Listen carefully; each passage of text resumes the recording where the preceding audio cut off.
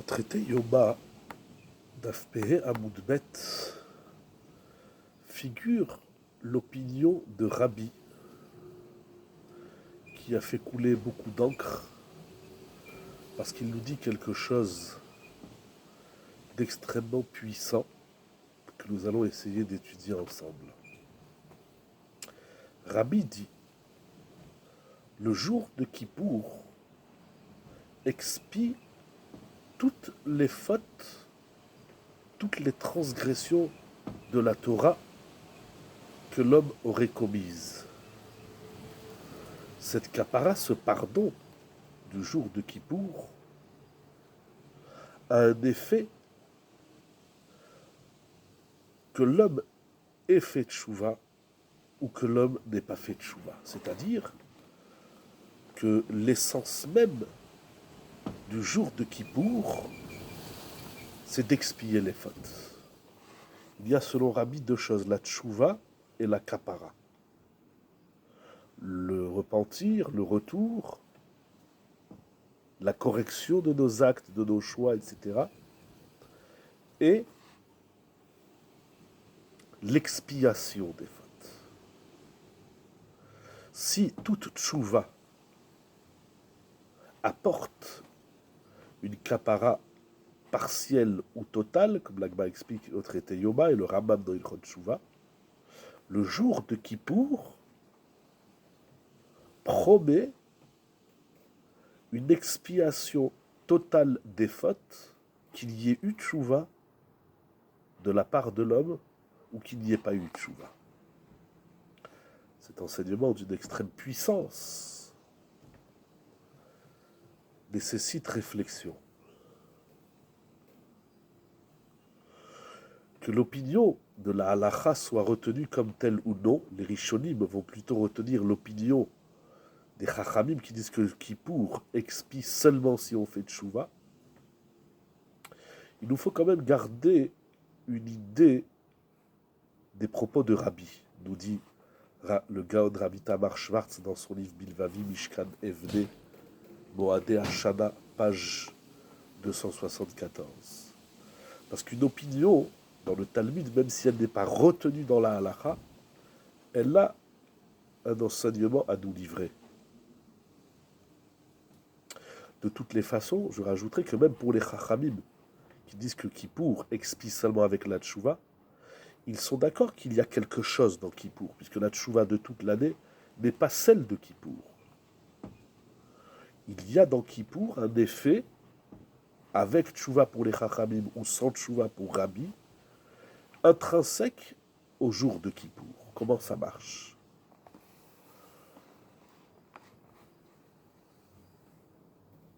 Il y a quelque chose d'assez intéressant durant le jour de Kippour. Nous dit le Gaon Rabbi Tamar Schwartz, chaque juif, tant qu'il ne s'inscrit pas dans le clan des rebelles ou des grands fauteurs dans le sens de renier la foi, donc à part l'extrême, les mordim et les pochim,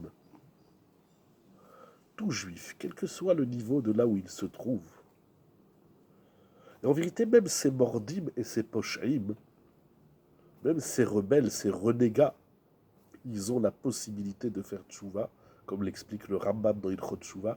Il n'y a pas de situation, il n'y a pas d'état de la personne où la tchouva est improbable. Peut-être chez Paro, comme l'explique le Rambam, on ne va pas trop s'étaler. Tout le monde ressent quelque chose à Kippour. Un ressenti de rapprochement de Dieu, ou une volonté de se rapprocher d'Hachem, de découvrir une nouvelle facette du divin, de la Torah. Une volonté aussi fine et profonde dans l'être, dans le nefesh. Chacun peut le ressentir. Alors c'est intéressant parce que le Rav ne fait pas l'exercice de savoir d'où vient ce ressenti, mais peu importe. Le jour de Kippour, il se passe quelque chose. Laissons le flou dans ce quelque chose. Le chidouche, c'est de dire que ce quelque chose-là, ressenti dans les profondeurs de l'être, ce ressenti a un sens. Ce ressenti n'est pas vain. Ce ressenti n'est pas de la fumée en l'air. Lorsqu'on ressent quelque chose, ça a une source. Ce ressenti est à même d'apporter l'accaparat. On peut s'interroger, nous dit le Gaon Ravita Mar Schwartz, alors pourquoi on a besoin de faire tchouva? On n'a qu'à venir à la synagogue, à la choule, on ressent une ambiance, des prières, une proximité avec Hachem, un élan quelconque. Ah, pourquoi on a besoin de faire tchouva? Parce que, dit-il, l'enjeu, c'est de ne pas laisser ce ressenti, ce quelque chose-là, ne pas le laisser s'évaporer, mais l'introduire en nous, dans tout notre être, et de lui donner une vie qui s'étend dans le temps. C'est le problème des émotions. C'est qu'on ressent quelque chose, mais il n'y a rien derrière, alors ce ressenti s'évapore. Il y a des gens, à travers les événements de la vie, des situations, ils ressentent quelque chose. Mais ce ressenti s'évapore. C'est dommage parce que là, on a mis la clé dans la serrure, mais on n'ouvre pas la porte. La tchouva, c'est de prendre ce ressenti profond de l'être qu'on ne sait pas expliquer ou qu'on ne veut pas expliquer aujourd'hui, peu importe, il est là. Ça peut être une prière, un discours, le chauffard, l'ambiance, peu importe. Au plus profond de notre être, il y a quelque chose qui vibre. Cette vibration de l'être est à même de porter la tchouva, de porter, l'accaparat avec tchouva pour les chachamim ou sans tchouva pour Rabbi. On vibre. On n'est pas des êtres insensibles. On a un nefesh. Notre nefesh vibre dans ses profondeurs. Le travail de la tchouva, c'est de prendre cette vibration et de lui donner une histoire qui va aller au-delà de l'instant T du ressenti de la vibration. Faire en sorte que ce ressenti ne reste pas uniquement quelque part enfoui dans notre être, mais de prendre cette vibration et d'en faire vibrer toutes nos énergies pour toucher le point le plus profond, le plus intime de notre être, qu'elle traverse tous les éléments de notre être, de notre vie, et de poursuivre cette expérience exceptionnelle de Kippour. Rabbi nous dit que la vibration de l'être, elle a un sens. Selon les Chachamim, elle a un sens seulement si on fait tchouva le jour même de Kippour. C'est-à-dire de dire « Waouh, c'est génial !» Mais il n'y a pas de prise de conscience immédiate. Pour les Chachamim, ça n'a pas de valeur. Pour Rabbi, même si ça n'a pas de sens, d'exercice concret immédiatement, c'est pas grave. Tu as vibré. C'est déjà immense. Pour Rabbi, la tchouva existe, pas le jour de Kippour. Bien évidemment, celui qui fait des avérotes le jour de Kippour, il n'a pas vibré. Donc, Kippour expie tous ceux qui vibrent, tous ceux qui laissent une profondeur de leur être ressentir quelque chose.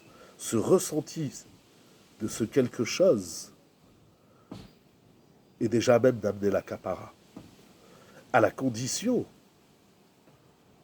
qu'on poursuive ce ressenti profond dans l'histoire et dans le temps. Sinon, c'est une vibration qui s'évapore, qui donne l'expiation pour 24 heures, mais à la fin de Kippour, on retombe dans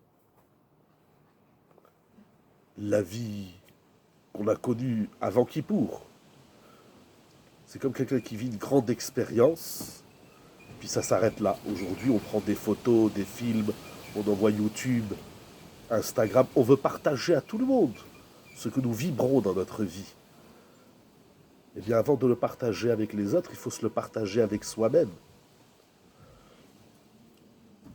Imaginez quelqu'un qui gagne au loto 1 million et en une journée il dépense tout. Que ce soit au loto ou dans le travail, peu importe. Lorsqu'on gagne une somme d'argent, on vit un moment très fort, mais cet argent, on ne la dépense pas aussitôt qu'on l'a ressenti et reçu. On se fait des projets financiers. Pour dire cet argent que j'ai gagné à un temps T, je vais lui donner une histoire. Pour que ça a un sens. C'est ça Kippour. Kippour, c'est vibrer. Il serait intéressant, à une autre occasion, de comprendre d'où vient cette vibration, mais peu importe. On a tous des vibrations dans la vie. On vibre, comment dirais-je, on tremble, on a la chair de poule, alors Kippour, c'est 24 heures de la chair de poule. Et celui qui est intelligent, qui est chacham, il prend ça, il donne une histoire. Et avec ça, il va réécrire son histoire. Et rien, rien ne se tient devant la tchouva, parce qu'au plus profond de son être, chacun vibre de quelque chose. La chorma, la sagesse, c'est de prendre, c'est de cueillir cette vibration et d'en semer des champs entiers, des hectares entiers, pour être productif. Voilà, cette vibration, c'est comme une graine qu'on sème dans la terre, mais si on ne laboure pas, si on n'arrose pas, si on n'entretient pas, il n'y a rien qui pousse, alors ça s'évapore. On passe tous un bon Kippour, aussi bien dans le jeûne, dans les prières, dans l'expiation des fautes, que nous vibrions, mais pas seulement de façon spontanée, inattendue, et uniquement de façon émotive, mais qu'on cultive cette vibration et qu'on lui donne une chance de perdurer dans le temps. Bon Kippour, Shana Tova ou Mechudeshet, que nous puissions tous avoir une bonne et nouvelle année.